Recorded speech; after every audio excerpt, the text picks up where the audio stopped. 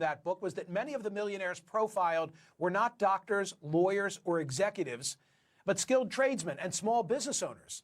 And you could say that that book has aged well.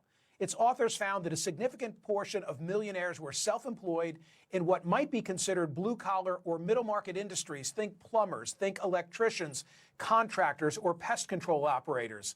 These individuals often built modest businesses over time. They exercised strict financial discipline and reinvested profits rather than indulging in lifestyle inflation.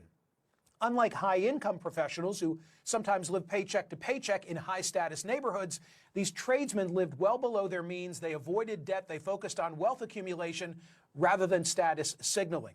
As we discussed here recently, there's an overdue return now at play to teaching some of the trade skills to high school students rather than a continuation of the college for all mindset. Hopefully that will lead to more blue-collar workers getting to the 1%. So, graduates of the class of 2025, go forth, strive to establish a medium-sized regional business, seek to deliver goods and services, and you will prosper. Joining me now is Owen Zidar, professor of economics at Princeton. Dr. Zidar, why hasn't this registered with the popular consensus? Thanks for having me. That's a great question. And I think, one of the biggest misconceptions for graduates is that the way you get rich is by earning high wages. And, that's just not true in the data, as you said, when you look at the very top.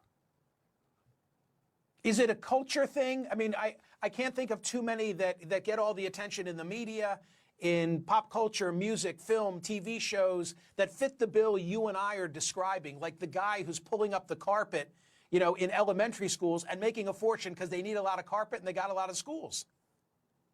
Now, some is cultural. I think some, it's just really hard to know who's wealthy. Wealthy people don't answer surveys, and, so you have to rely on who you see in the news and some investigative reporting, but it's hard to get a systematic take of what's going on. I think one of the easiest ways to see it is to ask yourself, who's the richest person in your high school? And almost always the answer is going to be something like one of these beverage distributors, or someone, like in St. Louis, the Tracy family, who's a food redistributor. And, these